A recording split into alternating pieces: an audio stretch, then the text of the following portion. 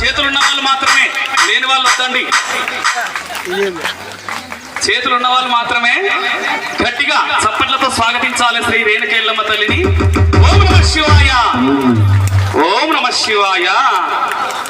నీ పూజలేమిటో నీ సేవలేమిటో తెలుపంగా రావేల శివశంకర శంభో